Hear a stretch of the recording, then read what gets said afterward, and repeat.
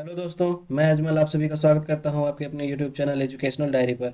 दोस्तों, हम लोग उत्तर प्रदेश लेखपाल, यूपी पुलिस, यूपी वीडियो और रेलवे ग्रुप डी की तैयारी के लिए मैथ टॉप 20 क्वेश्चन सीरीज पढ़ रहे हैं, जिसमें हम लोग 10 से लेकर 15 क्वेश्चन के अंदर सॉल्व करने वाले हैं। वो भी प्रीवियस ईयर क्वेश्चन होगा और कुछ एक्सपेक्टेड क्वेश्चन भी होंगे उसमें।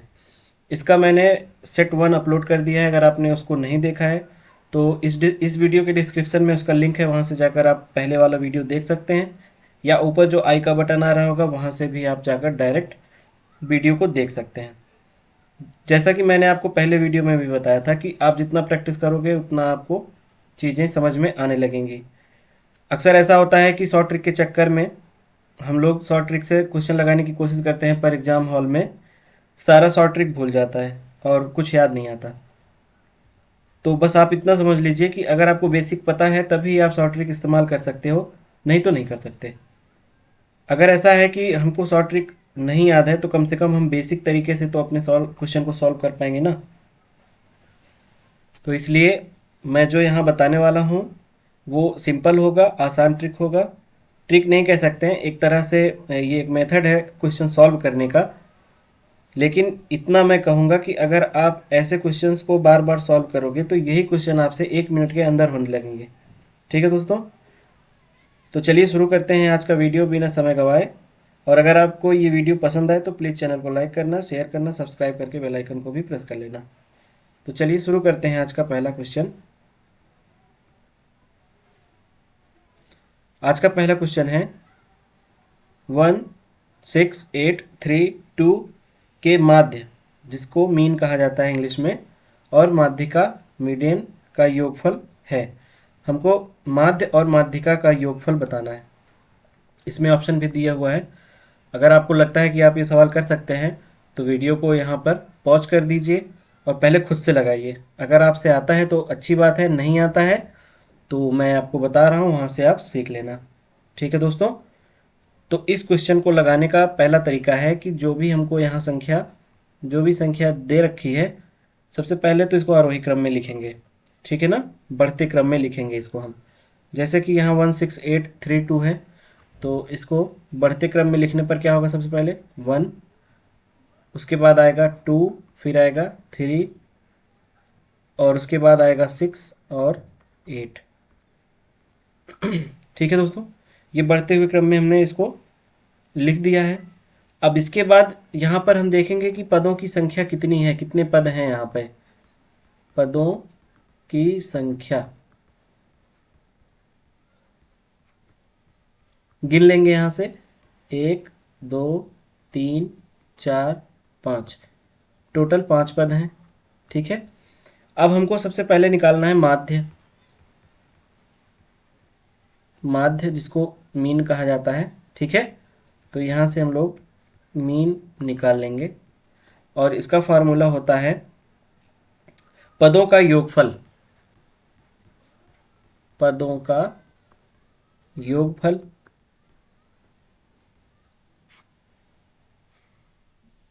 बटे पदों की संख्या। पदों की संख्या। राइटिंग के ऊपर मत जाइएगा दोस्तों, आपके काम की चीज़ है, आप अपने हिसाब से नोट कर लेना। तो दोस्तों यहाँ पर देखो, पदों का योगफल हमने पद गिन लिए कि 5 पद हैं। अब इन सबको आपस में जोड़ लेंगे सबसे पहले। तो 2 1 3 3 6 6 12, 12 और 8 20। तो पदों का योगफल कितना आया, 20। पदों की संख्या कितनी है, 5। तो डिवाइड कर देंगे, 4 आ जाएगा।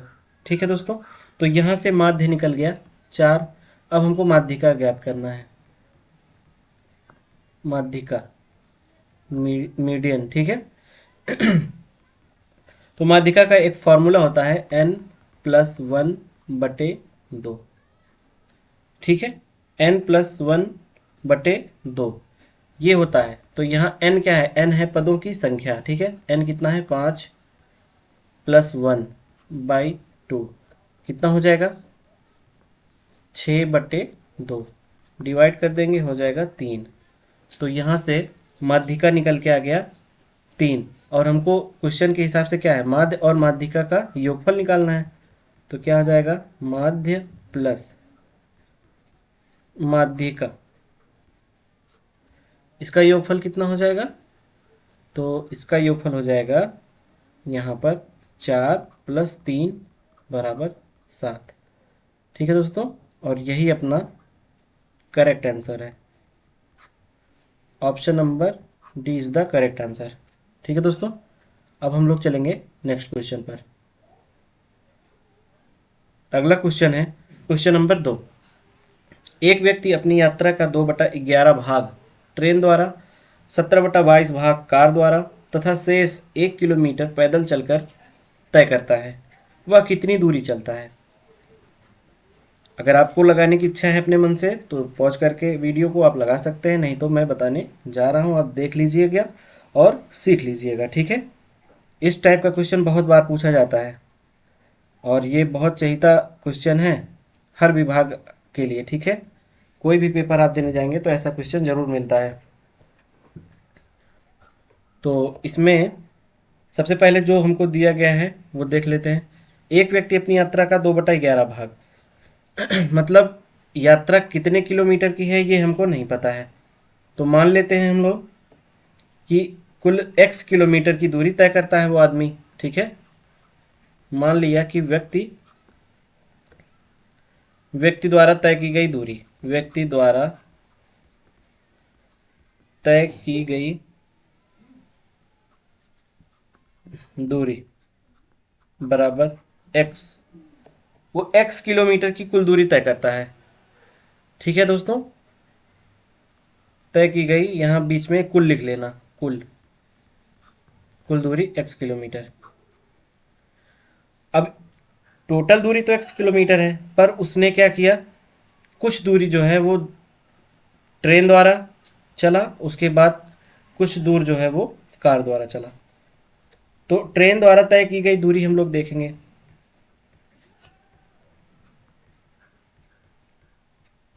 ट्रेन द्वारा तय की गई दूरी, टोटल दूरी तो x है, टोटल दूरी x है। अब x का इसने 2/11 भाग ट्रेन से तय किया है, तो x का 2/11 भाग ट्रेन से किया है, तो ट्रेन द्वारा तय की गई दूरी कितना हो जाएगा, 2x/11 किलोमीटर। ठीक है, अब देखेंगे कार द्वारा तय की गई दूरी। आपको पेपर में ये सब लिखने की ज़रूरत नहीं है, मैं आपको समझा रहा हूँ इसलिए ये सब लिख रहा हूँ। ठीक है, पेपर में आप सीधा सीधा लिख सकते हैं। व्यक्ति द्वारा तय, यहाँ पर कार द्वारा तय की गई दूरी, कार द्वारा तय की गई दूरी टोटल दूरी x है, और उसने x का 17/22 भाग जो है वो कार द्वारा तय किया है, तो 17/22, तो टोटल क्या हो जाएगा, 17x/22 किलोमीटर उसने कार द्वारा तय किया। आगे लिखा हुआ है शेष जो बचा है, मतलब ट्रेन और कार द्वारा तय करने के बाद जो भी उसका डिस्टेंस अभी बचा हुआ है उसको उसने पैदल तय किया है। ठीक है, 1 किलोमीटर पैदल चला है। 1 किलोमीटर पैदल चला, इसका मतलब क्या है कि कार और ट्रेन द्वारा चलने के बाद 1 किलोमीटर जो शेष रह गया था उसने सोचा कि अब इतना दूर किसी को परेशान करने की क्या ज़रूरत है, खुद ही चला जाए, तो पैदल ही चल दिया और पहुंच गया अपने डेस्टिनेशन पर। ठीक है, तो ये हमको पता चला कि यहाँ पर लिख लेता हूं मैं, शेष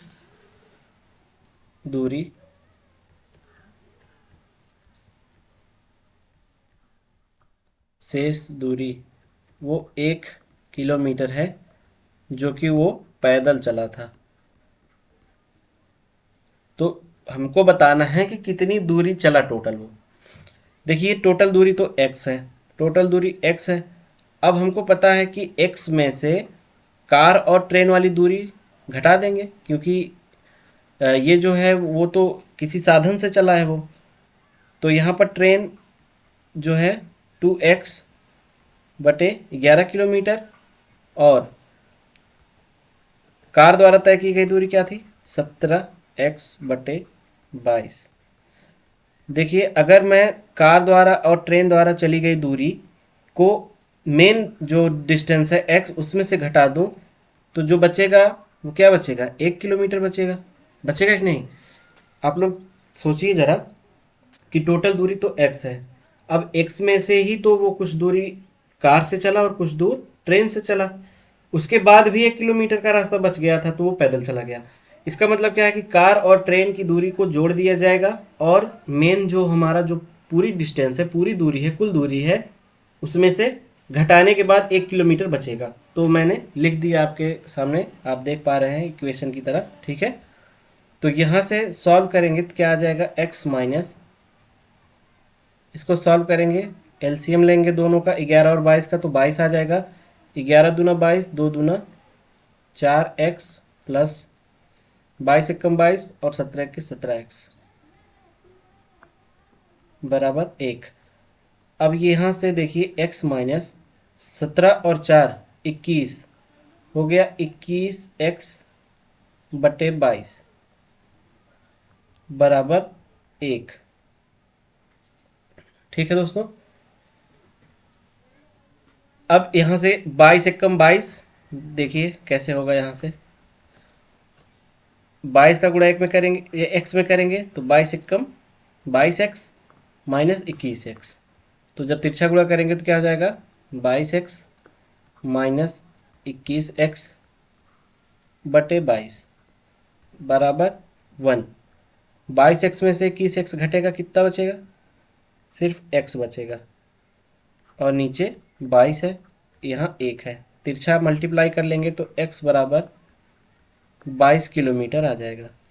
तो ये x क्या था, हमारा टोटल डिस्टेंस था, कुल दूरी, और कुल दूरी हमने निकाल लिया 22 किलोमीटर। इसका मतलब आप कह सकते हैं कि 22 किलोमीटर यात्रा उसने तय की, जिसका 2/11 भाग उसने ट्रेन द्वारा तय किया, 17/22 भाग कार द्वारा तय किया, और उसके बाद 1 किलोमीटर बच गया था तो पैदल चला गया। यहाँ से option number D correct answer होगा। ठीक है, उम्मीद है आपको क्वेश्चन समझ में आ गया होगा। अगर आपको क्वेश्चन समझ में ना आया हो इस वीडियो को आप थोड़ा सा पीछे करके फिर से देख लेना, तो आपको आ जाएगा समझ में। अब चलते हैं नेक्स्ट क्वेश्चन की तरफ।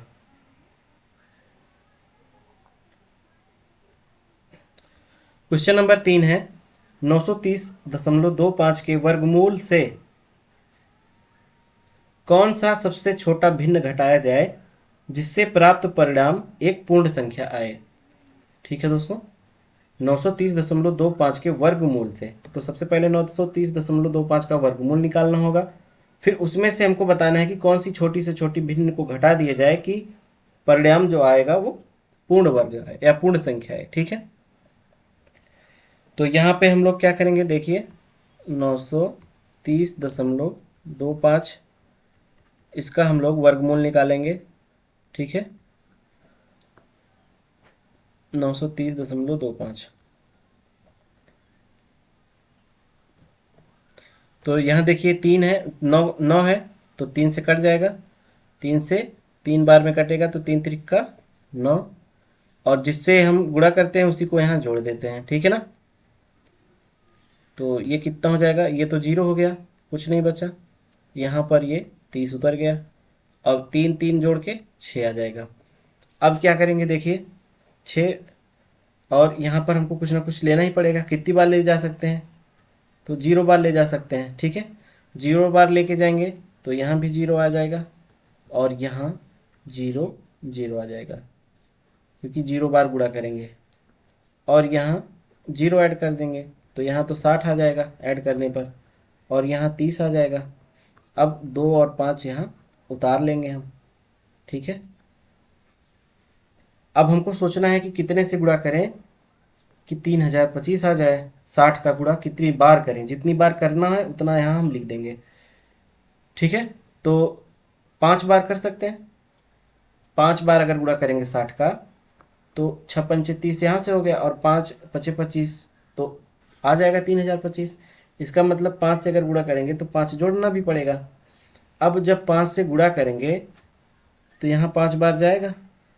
ठीक है, तो 5 पचे ये कितना आ जाएगा टोटल, जब इसको गुणा करेंगे तो 3025 आ जाएगा। ठीक है, तो यहाँ पर क्या बचा, कुछ नहीं।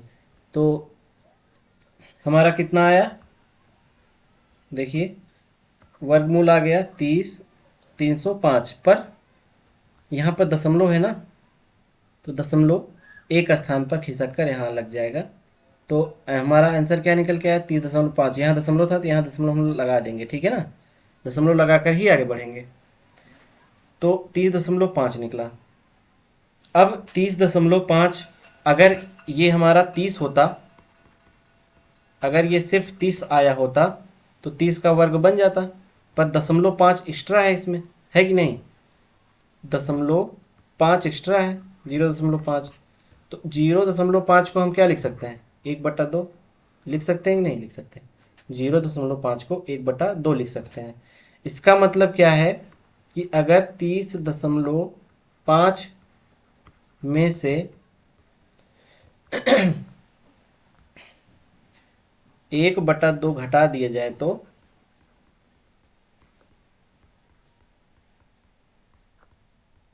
घटा दिया जाए तो पूर्ण वर्ग प्राप्त होगा।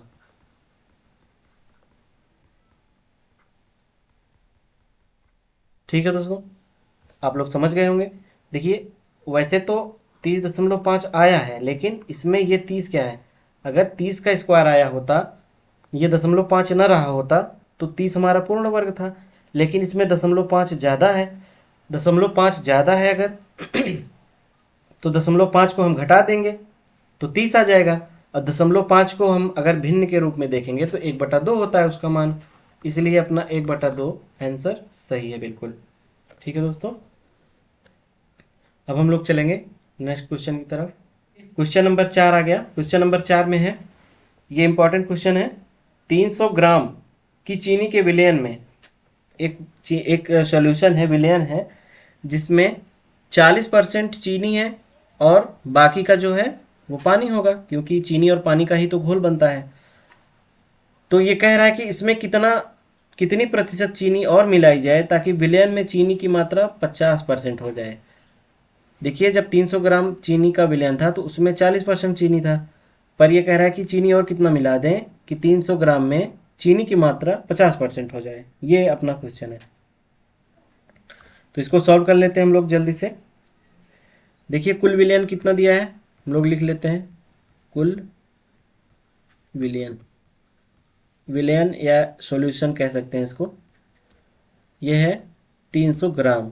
ठीक है, विलयन में चीनी की मात्रा ये भी हमको दिया गया है, विलयन में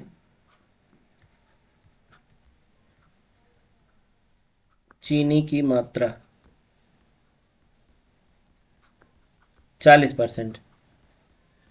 ठीक है दोस्तों, ये पहले का है, तो इसका मतलब क्या है कि 300 ग्राम में 40% चीनी है, 300 ग्राम का 40%, तो निकाल लेंगे 300 गुणे 40/100, हो जाएगा कि नहीं होगा, हो जाएगा भाई। 300 ग्राम विलयन में अगर 40% चीनी है, इसका मतलब 300 ग्राम में 40% चीनी है, तो निकाल लेंगे कितना है,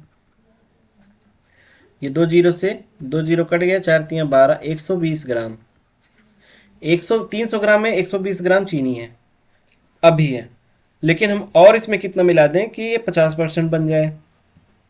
तो ठीक है, आगे हम लोग लिखेंगे, माना 300 ग्राम चीनी में x ग्राम चीनी मिलाने पर विलयन में चीनी 50% हो जाती है। ठीक है, हमको नहीं पता कि कितना मिलाना है, तो हम x मान लेंगे कि माना x ग्राम चीनी मिलाने पर विलयन में चीनी 50% हो जाएगा। आपको पेपर में ये सब लिखने की ज़रूरत नहीं है, बस आपको समझते जाना है और सिर्फ जो ज़रूरी है वही लिखना है। ये आपको समझाने के लिए बताया जा रहा है, मैं बार बार आपसे कह रहा हूँ। ठीक है, अब आप यहाँ पे ध्यान दीजिए कि टोटल 300 ग्राम चीनी है। अब 300 ग्राम चीनी में मैं कुछ और चीनी मिला दूंगा, और वो उसकी मात्रा क्या है, x मान लिया था हमने। माना x ग्राम चीनी मिलाया तो 300 में ही तो मिलाएंगे, 300 तो रहेगा ही, उसके बाद हमको चीनी ही मिलाना है, सिर्फ पानी नहीं मिलाना है। तो चीनी मिला दिया 300 ग्राम में x, ठीक है। तो घोल अपना कितना बनेगा 50%। 50% का मतलब 50/100, ठीक है। और ये किसके बराबर होगा, अभी जो हमारा 120 ग्राम चीनी पहले था इसमें भी तो x ग्राम हमको मिलाना पड़ेगा, ठीक है ना। देखिए या तो मैं 300 ग्राम चीनी में x मिला दूं तो ये हमारा 50% के बराबर हो जाएगा, जो कि अभी 120 ग्राम चीनी है उसमें भी x मिला देंगे, दोनों तो बराबर ही होगा ना भाई। या तो सिर्फ 120 ग्राम चीनी है उसमें मैं x ग्राम चीनी मिला दूं तब वो 50% के बराबर होगा, और वही चीज़ मैंने यहाँ लिखा है। और या तो 300 ग्राम, टोटल 300 ग्राम है उसमें भी x मिलाना पड़ेगा, ठीक है। तो दोनों बराबर होगा, चाहे चीनी में जो है 120 ग्राम चीनी जो पहले था उसमें x ग्राम चीनी मिला दें तो वो किसके बराबर हो जाएगा 50% के, और चाहे 300 ग्राम जो पहले चीनी था उसमें चीनी मिला दें तो टोटल विलेन का 50% हो जाएगा, और ये दोनों बराबर हो जाएगा, ठीक है। तो यहाँ से देखिए ये एक जीरो से एक जीरो कट जाएगा, 5 एकम 5, 5 दूना 10। तो यहाँ से कितना आया 300 धन x गुणे 1/2 बराबर 120 प्लस x, ठीक है दोस्तों। अब यहाँ से हम लिख सकते हैं, ऊपर गुणा कर देंगे तो क्या हो जाएगा 300 प्लस x/2 हो जाएगा बराबर 120 प्लस x, इतना आ गया। अब यहाँ से हम लोग क्या करेंगे, तिरछा मल्टीप्लाई करके सॉल्व कर लेंगे, चाहे 2 का गुणा इसमें कर देंगे। तो देखिए अगर मैं इस 2 का गुणा इसमें कर दूं तो क्या हो जाएगा 300 प्लस x तो ऐसे ही रहेगा, और यहाँ हो जाएगा 120 का गुणा 2 में किया तो 240 प्लस 2x, ठीक है। अब यहाँ से 300 इधर ही रहने देंगे और 240 को बाएं तरफ ले आएंगे तो माइनस में हो जाएगा 240 बराबर 2x यहीं पर रहेगा। x को जब हम दाहिनी तरफ लेके आएंगे, यहाँ प्लस है तो इधर आके माइनस में हो जाएगा। तो 300 में से जब 240 को घटा देंगे तो 60 आ जाएगा, ठीक है। और 2x में से x घटाएंगे तो x, इसका मतलब x बराबर 60 ग्राम, ठीक है दोस्तों। x बराबर 60 ग्राम चीनी, 60 ग्राम चीनी हमको मिलाना पड़ेगा, तब जाकर विलयन में 50% चीनी की मात्रा हो जाएगी। ऑप्शन ए बिल्कुल सही ऑप्शन है। उम्मीद करता हूँ कि आपको ये क्वेश्चन समझ में आ गया होगा। दोस्तों मैं ज़्यादा तेज़ नहीं इसलिए चल रहा हूँ क्योंकि हो सकता है बहुत सारे बच्चे ऐसे हैं जिनको ना आता हो ये सब, तो वो आराम से सीख जाएंगे। और जल्दी जल्दी भाग के फ़ायदा क्या है, आप उतना ही पढ़िए जितना आपको समझ में आ जाए और आपके दिमाग में हमेशा बैठा रहे। जल्दी जल्दी आप 20, 25, 30 क्वेश्चन कर लेंगे, पता लगा उसमें से कुछ आया ही नहीं, ठीक है दोस्तों। तो चलते हैं अब नेक्स्ट क्वेश्चन की तरफ। हम लोग आ गए हैं क्वेश्चन नंबर 5 की तरफ। क्वेश्चन नंबर 5 में है 5 सही 3/4 कॉमा 4 सही 4/5 और 7 सही 3/8 के योगफल में कौन सा भिन्न जोड़ा जाए ताकि परिणाम एक पूर्ण संख्या आए। दोस्तों ये जो 3 संख्याएं हमको दे रखी हैं इसमें पूछ रहा है कि और क्या जोड़ दें कि ये हमारा पूर्ण संख्या बन जाए। तो चलिए सबसे पहले इसको जोड़ लेते हैं हम लोग, ठीक है। तो ये है 5 सही 3/4 प्लस 4 सही 4/5 प्लस 7 सही 3/8।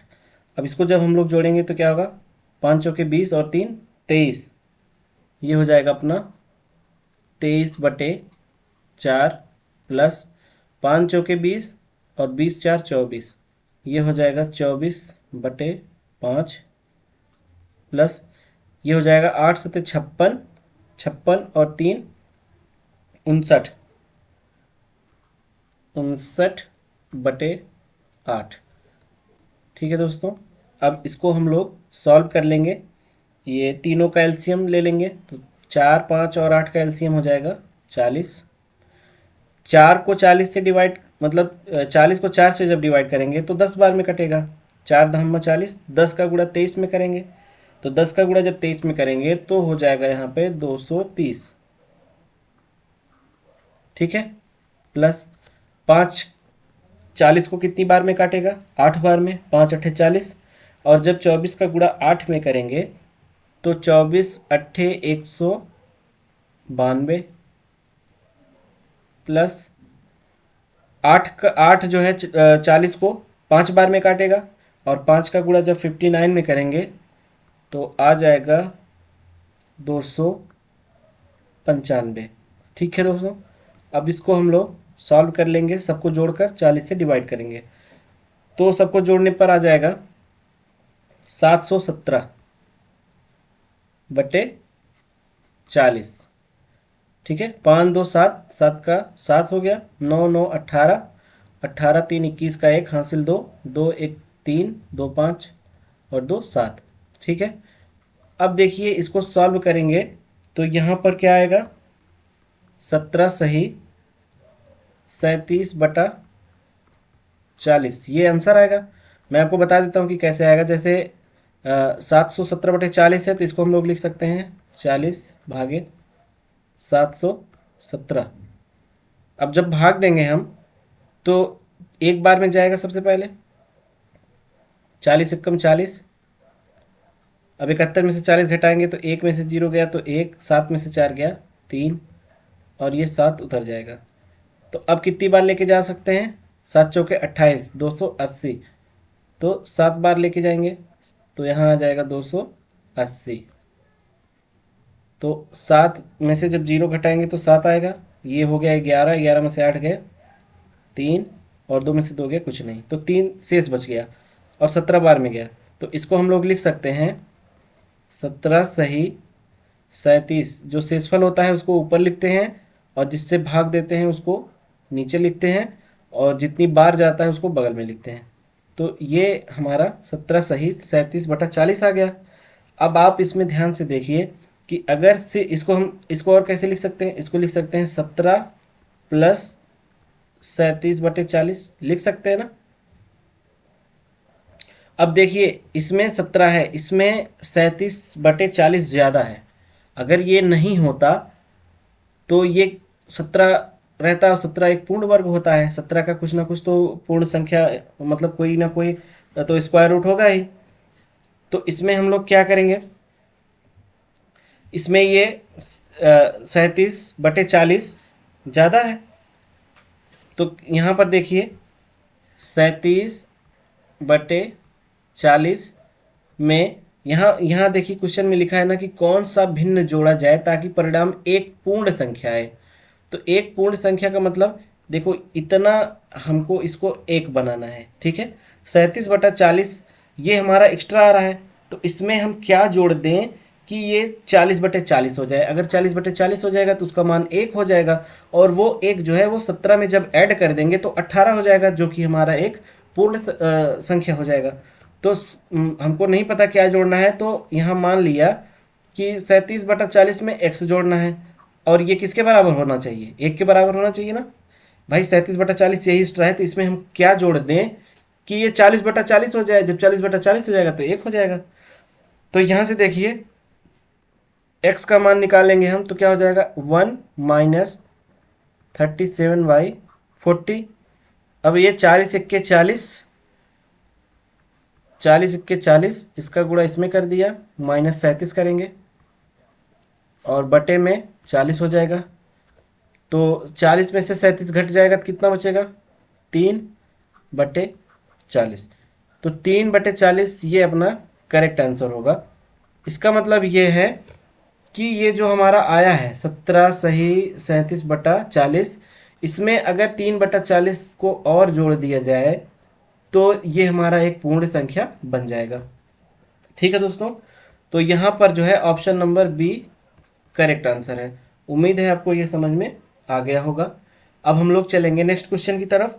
अगर आपको कोई चीज़ कम समझ में आई हो तो वीडियो को दोबारा देख लेना, पूरा समझ जाओगे। ठीक है दोस्तों, चलते हैं अगले क्वेश्चन की तरफ। क्वेश्चन नंबर 6 पे हम लोग आ गए हैं और क्वेश्चन नंबर 6 है, किसी संख्या में 8% जोड़ने और 3% घटाने से प्राप्त संख्याओं के बीच का अंतर 407 है, तो मूल संख्या क्या होगा। देखिए दोस्तों, ये क्वेश्चन है, मैं मानता हूँ कि आप लोगों ने इसको शॉर्ट ट्रिक से सॉल्व किया होगा, पर ईमानदारी से आप लोग बताइएगा कि कितने लोग जो है इसको पेपर में भी शॉर्ट ट्रिक से करके आए होंगे। या तो शॉर्ट ट्रिक भूल गए होंगे, या तो फिर दिमाग में ही नहीं आ रहा होगा कि क्या लगाएं, इसमें कैसे होगा। तो शॉर्ट ट्रिक पढ़ना ठीक है, पढ़ सकते हैं आप, लेकिन बेसिक तो आना चाहिए ना। और बेसिक भी इसका इतना टफ नहीं है कि आप कर नहीं पाओगे। तो इसको हम लोग पढ़ेंगे ताकि आसानी से कर सके। अगर हमको ट्रिक नहीं याद, अगर हमको ट्रिक नहीं पता, तब भी हमारा क्वेश्चन आसानी से सॉल्व हो जाए। ठीक है, तो मैंने माना कि मूल संख्या क्या है। देखिए, किसी संख्या में 8% जोड़ने पर, तो माना वो संख्या क्या है, माना मूल संख्या, मूल संख्या मूल संख्या वो संख्या है जिससे हम सब कुछ कर रहे हैं अपना, जिसमें से, तो x, माना वो मूल संख्या x है। ठीक है, तो 8% जोड़ने पर प्राप्त संख्या क्या होगी। देखिए, सबसे पहले तो 8%, मूल संख्या में 8% जोड़ रहा है, तो 8% जोड़ने पर प्राप्त संख्या, अब आप लोग ये सोचिए कि 8% जोड़ रहा है, किस में जोड़ रहा है, x में जोड़ रहा है, मूल संख्या में जोड़ रहा है, और मूल संख्या क्या है, x। तो वो x में 8% जोड़ रहा है। ठीक है, तो x प्लस किसका, x का 8%। ठीक है ना। देखिए, ये चीज समझिए कि हमारे पास संख्या x है, मैंने मान लिया कि x मूल संख्या है अपनी।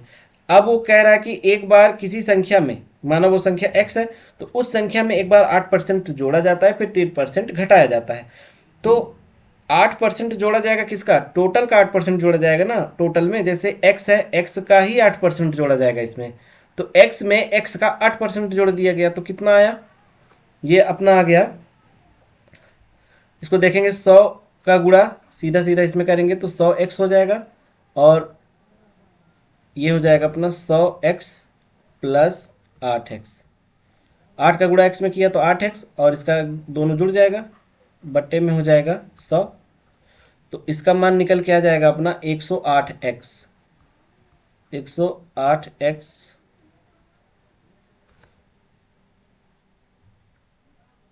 बटे में 100। ठीक है दोस्तों, अब आगे कह रहा है कि उसी संख्या में 3% घटा दिया जाता है, तो यहां लिखेंगे 3% घटाने पर प्राप्त संख्या। देखिए, ये जो मैं लिख रहा हूं, ये सब लिखने की जरूरत नहीं है आपको, बिल्कुल भी लिखने की जरूरत नहीं है। आप सीधा ऐसे लिखिएगा कि माना, ऐसे लिख देना, माना संख्या क्या है, माना संख्या बराबर x। ठीक है, उसके बाद 8% जोड़ने पर या प्लस करने पर क्या हो जाएगा, x प्लस 8x बटा 100। यहाँ कितना निकल के आया, 108x बटा 100। इस तरह से आपको लिखना है। ठीक है, ये सब लिखने की जरूरत नहीं है। तो 3% घटाने पर किस में से, x में से वो 3% घटा रहा है, तो क्या हो जाएगा, 3, यहाँ पर 3x बटे 100 हो जाएगा। ठीक है, तो यहाँ से क्या निकल के आएगा, 100x, इसका गुणा इसमें करेंगे 100x माइनस 3x बटे 100। तो 100 में से 3x घटा देंगे तो कितना आ जाएगा, 97x बटे 100। ये आ गया। एक बार 8% जोड़ा, फिर 3% घटाया। अब आगे कह रहा है कि इनसे प्राप्त संख्याओं के बीच का अंतर 407 है। मतलब ये जो दोनों संख्याएं प्राप्त हुई हैं, इनका अंतर 407 दिया गया है। ठीक है, तो क्या हो जाएगा इनका अंतर, 407। तो लिखेंगे 108x बटे 100 माइनस 97x बटे 100, और ये दिया गया है किसके बराबर, 407 के बराबर। ठीक, अब देखिए, दोनों का जब हर समान होता है, किसी भी परिमेय संख्या में जब हर समान होता है तो अंश को सीधा सीधा जोड़ते या घटाते हैं। ठीक है, तो ये 100 हो जाएगा। अब यहाँ 108x माइनस 97x हो जाएगा, बराबर 407 हो जाएगा। तो 108 में से 97 घटाएंगे तो कितना बचेगा? 11। तो 11x बच गया, नीचे 100 बच गया, बराबर 407। तो यहाँ से x का मान जब निकालेंगे तो क्या आएगा? 407 गुणे 100/11, ये हो जाएगा। 11 से इसको काटेंगे, 11 कम 11, 11 3 33, 11 3 33, बचा 7, 77, तो 11 7 77, आ गया 37। अब 37 का जब मल्टीप्लाई करेंगे 100 में तो ये हो जाएगा 3700। ठीक है दोस्तों, x का मान आ गया 3700। इसका मतलब वो कितना था? 3700 था मूल संख्या जो थी, तो मूल संख्या 3700 थी। तो इसमें option number A correct answer है, 3700। ठीक है दोस्तों, उम्मीद करता हूँ आपको ये क्वेश्चन समझ में आ गया होगा। देखिए, आसान क्वेश्चन था, इसमें प्रैक्टिस के ऊपर निर्भर करता है। प्रैक्टिस आप किए रहेंगे तो 1 मिनट में या 1 मिनट से थोड़ा ज़्यादा लग सकता है समय, आराम से कर लोगे। और अगर आपको ट्रिक पता है तो ट्रिक ठीक है, मैं यहाँ पे आपको ट्रिक नहीं सिखाने वाला कि 1 लाइन में कैसे करें, 2 लाइन में कैसे करें। देखिए दोस्तों, ये सब पेपर के समय काम नहीं आता है, सब भूल जाता है। ठीक है, दिमाग में वही रह जाता है जो हम हमेशा से पढ़ते आ रहे हैं। तो हमको वो चीज़ मजबूत करनी है, तभी ट्रिक काम करेगा। ठीक है, चलते हैं अपने अगले क्वेश्चन की तरफ।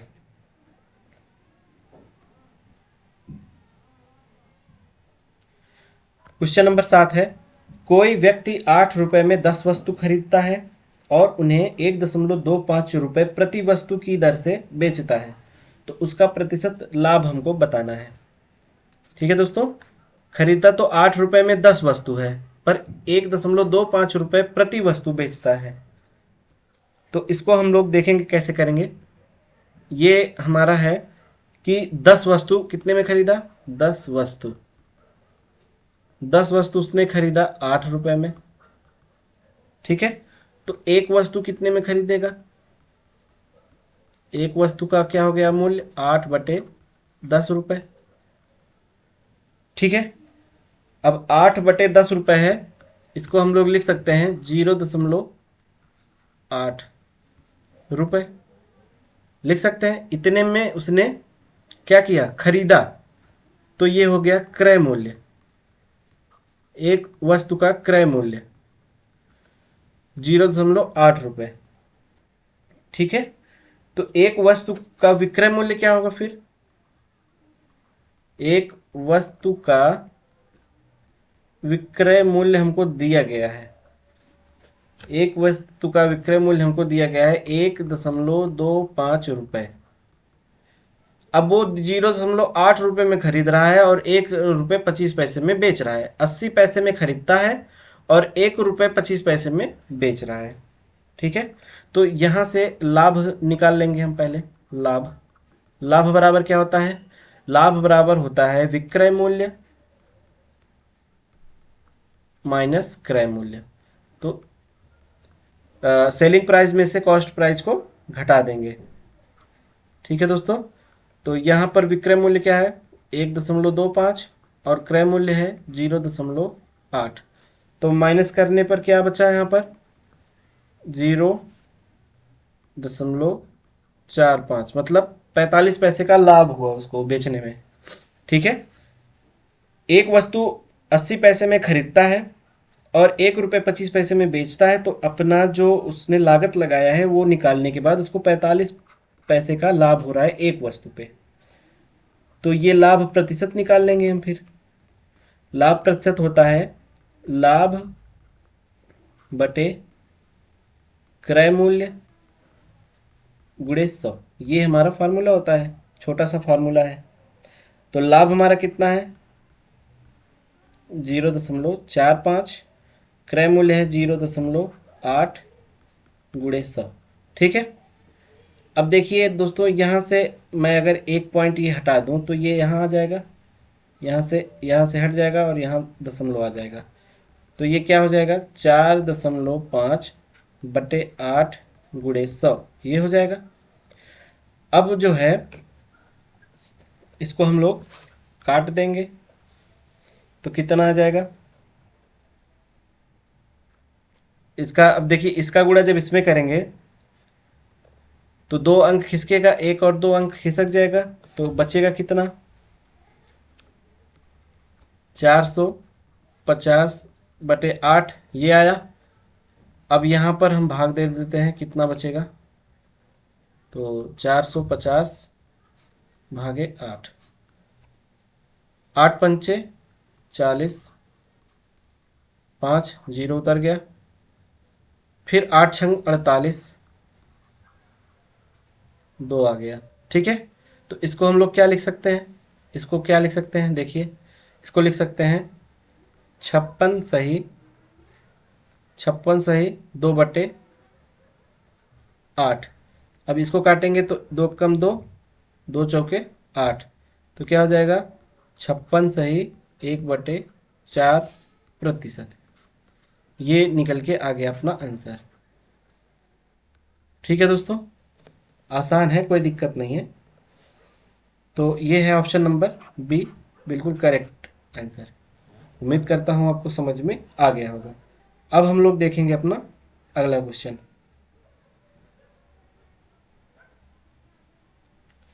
नेक्स्ट क्वेश्चन है क्वेश्चन नंबर 8। बजट के पहले किसी कार की कीमत 30% बढ़ाई जाती है और बजट में फिर से 10% बढ़ाई जाती है। कार की कीमत में कुल प्रतिशत वृद्धि कितनी हुई है? देखिए, 2 बार बढ़ाया जा रहा है कार का जो कीमत है। बजट के पहले 30% बढ़ा रहा है, 30% बढ़ा रहा है, और जब उसकी बजट बन जाता है उसके बाद फिर से वो 10% बढ़ा देता है, 10% बढ़ा देता है। इसका मतलब उसने 2 बार बढ़ा दिया। ठीक है, तो आप देखिए कि जब 2 बार बढ़ रहा है या 2 लगातार घट रहा है, तो जब लगातार बढ़ता है या लगातार घटता है और कुल प्रतिशत वृद्धि या कुल हानि पूछता है, तो उसमें एक सूत्र लगता है x+y+xy/100। तो ये अपना फार्मूला है जो ऐसी जगहों पे काम करता है। तो ये क्या हो जाएगा? x, और ये क्या हो जाएगा? y। तो x+y+xy/100, इस ये फार्मूला है, इसमें आप रख दीजिएगा, फिर आराम से आपका आंसर आ जाएगा। अब बस ध्यान इतना ही देना है कि लगातार बढ़ रहा हो या लगातार घट रहा हो। अगर घट रहा है तब भी ऐसे ही रखेंगे, बस माइनस में करके रखेंगे तो चिन्ह बदल जाएगा। ठीक है, तो यहाँ रख देंगे 30% बढ़ा, फिर 10% बढ़ा, उसके बाद 30 गुणे 10/100, 2 जीरो से 2 जीरो कैंसिल, 3 एकम 3, तो 30 10 40 और +3, तो हो गया 43%। ठीक है, तो ये 43% जो आ रहा है ये आपका करेक्ट आंसर है। और यही जो है ओवरऑल जो कीमत बढ़ी है प्रतिशत में, प्रतिशत वृद्धि जो है वो है 43%। एक बार 30% बढ़ा, फिर 10% बढ़ा। आप लोग ऐसा मत करिएगा कि 30 फिर बढ़ा फिर 10, इसका मतलब 40 बढ़ा होगा, नहीं, 40 नहीं 43% हो जाता है। इस तरह से हमको सॉल्व करना है। ये अच्छा क्वेश्चन है, पूछ लिया जाता है अक्सर पेपरों में, और ये भी पूछा हुआ ही है उत्तर प्रदेश लेखपाल के पेपर में। ठीक है, चलते हैं अब नेक्स्ट क्वेश्चन की तरफ। देखिए क्वेश्चन नंबर 9, इसमें कह रहा है कि यदि 27 की पावर x बराबर 9/3 की पावर x है तो 9/x की पावर 4 का मान क्या होगा? ठीक है, ये हमसे पूछ रहा है। तो यहाँ पर देखिए लिखा है 27 की पावर x बराबर 9/3 की पावर x, ये लिखा है। तो दोस्तों यहाँ देखिए 27 को हम लोग क्या लिख सकते हैं? ये 3 का क्यूब है, होता है ना, 3 का क्यूब होता है। तो यहाँ से हम लोग इसको लिख लेंगे ऐसे,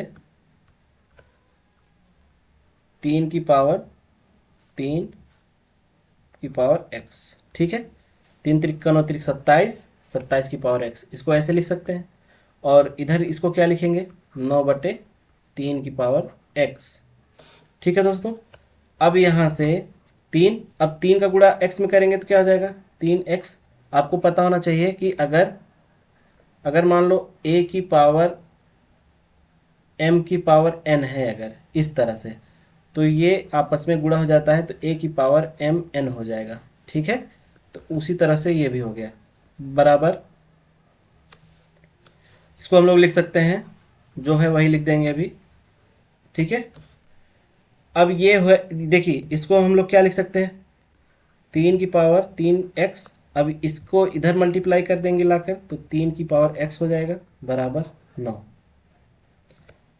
अब देखिए जब दोनों का बेस समान है तो ऊपर की घातें आपस में जुड़ जाती हैं। ये चीज़ याद रखना, जब बेस समान होता है तो ऊपर जो घातें होती हैं जुड़ जाती हैं। तो ये होगा 3 3 x और x जुड़ गया, 4x हो गया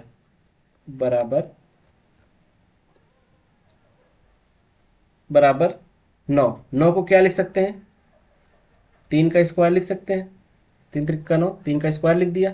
अब देखिए यहाँ पर दोस्तों, यहाँ भी बेस समान है, यहाँ भी बेस समान है।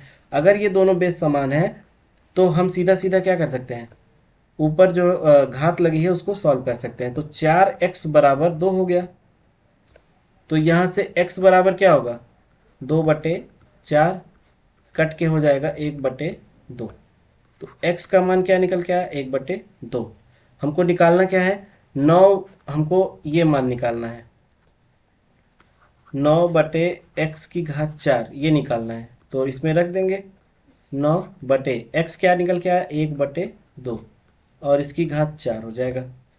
तो यहाँ से क्या हो जाएगा, 9/1 का अगर घात 4 करेंगे तब भी 1 आएगा, और 2 का करेंगे तो कितना आएगा, 2 दूना 4, 2 8 दूना 16। ठीक है, अब ये 16 आ गया।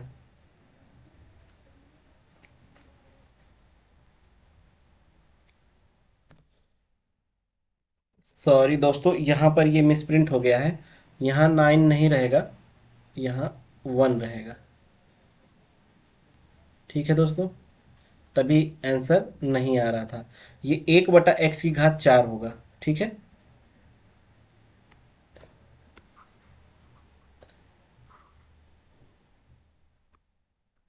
ये है 1/x⁴, ये हमको प्रूव करना था। तो यहाँ 1 आ जाएगा। ठीक है, अब जब यहाँ 1 आ जाएगा, बाकी सब प्रोसेस सही है, इधर सब सही है, इधर नहीं दिक्कत है। यहाँ जो मान हमको रखना था, ये वाला, ये गलत लिख दिया गया था, मिसप्रिंट हो गया था। 9 नहीं होगा, 1 होगा, क्योंकि जो चीज़ यहाँ थी वही चीज़ यहाँ आ गई, वो मिसप्रिंट से। तो 1/x⁴ ये है हमको जो मान निकालना है। तो यहाँ से ये निकालने के बाद ये 16 क्या होगा, ऊपर चला जाएगा। तो जब ऊपर चला जाएगा तो सिर्फ 16 ही बचेगा। ठीक है, और यही अपना आंसर आ जाएगा करेक्ट। ठीक है दोस्तों, 16। उम्मीद करता हूँ आपको ये क्वेश्चन समझ में आ गया होगा। क्वेश्चन बड़ा नहीं है, आसान है, छोटा है, आराम से हो जाएगा। ठीक है दोस्तों, अब चलते हैं अपने आखिरी क्वेश्चन की तरफ, जो कि है क्वेश्चन नंबर 10। क्वेश्चन नंबर 10 में है, कोई धनराशि साधारण ब्याज पर 10 वर्षों में अपनी 2 गुनी हो जाती है। ब्याज की दर क्या है। ठीक है दोस्तों, 10% साधारण ब्याज पर 10 वर्ष में अपने की 2 गुनी हो जाती है। तो दर हमको बताना है। अच्छा क्वेश्चन है ये, ऐसे क्वेश्चन पूछ लिया जाता है अक्सर पेपर में।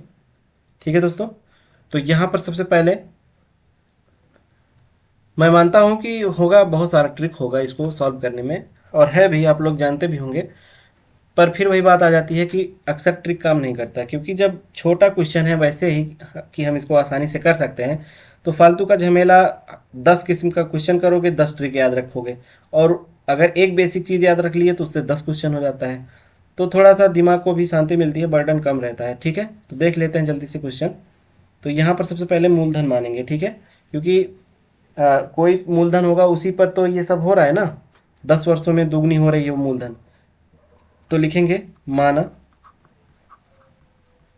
मूलधन बराबर x रुपए। ये सब आपको लिखना नहीं है, बस अपने मन में ही मान लेना है। ऐसे लिखोगे माना यहाँ ऐसे लिखो, मूलधन बराबर x रुपए। उसके बाद मिश्र धन बराबर क्या होगा, देखिए मूलधन x रुपए हो गया। x मूलधन प्रिंसिपल होता है तो इसको p से मान लेते हैं, p ज़्यादा सही रहेगा। तो मूलधन हो गया p रुपए। तो मिश्र धन क्या होगा, देखिए मिश्र धन वो धन होता है जिसमें ब्याज और मूलधन दोनों इकट्ठे जुड़ा होता है, ठीक है। तो 2 गुनी हो रही है, 10 वर्षों में 2 गुनी हो रही है, तो अगर यहाँ पी है तो 2 गुनी हो जाएगी तो 2p हो जाएगा, ठीक है। 2 गुनी हो रही है तो 2p हो जाएगा, अगर 3 गुनी हो रही होती तो 3p हो जाता, 4 गुनी हो रही होती तो 4p हो जाता, 8 गुनी हो रही होती तो 8p हो जाता। अक्सर ऐसा पूछ लिया जाता है कि 10 वर्षों में अपने के 8 गुनी हो जाती है, 4 गुनी हो जाती है, तो जितनी गुनी रहेगी उतना लिख देंगे यहाँ पर। अब हमको मूलधन और मिश्रधन पता है, तो हमको निकाल लेना है यहाँ से साधारण ब्याज। साधारण ब्याज क्या हो जाएगा, मिश्रधन में से मूलधन को माइनस करेंगे, मिश्रधन माइनस मूलधन, ठीक है। मिश्रधन है 2p, मूलधन है p, तो ब्याज क्या निकल के आया, p, ठीक है। ये हो गया साधारण ब्याज। अब आपको साधारण ब्याज, सिंपल इंटरेस्ट या साधारण ब्याज, इसका फार्मूला पता है, p into R into T upon 100, जानते हो। तो इसमें सिंपल इंटरेस्ट अभी कितना निकल के आया, p, तो यहाँ p लिख दिया। यहाँ मूलधन p है, r हमको नहीं पता, t दिया गया है 10, ठीक है, बटे 100, तो यहाँ से एक जीरो से एक जीरो कट गया, ये p से p कट गया, तो यहाँ कितना बचा, 1, ठीक है। तो 1 बराबर r बटे 10 बचा। अब 10 का गुणा 1 में करेंगे तो r बराबर क्या हो जाएगा, 10%, ठीक है दोस्तों।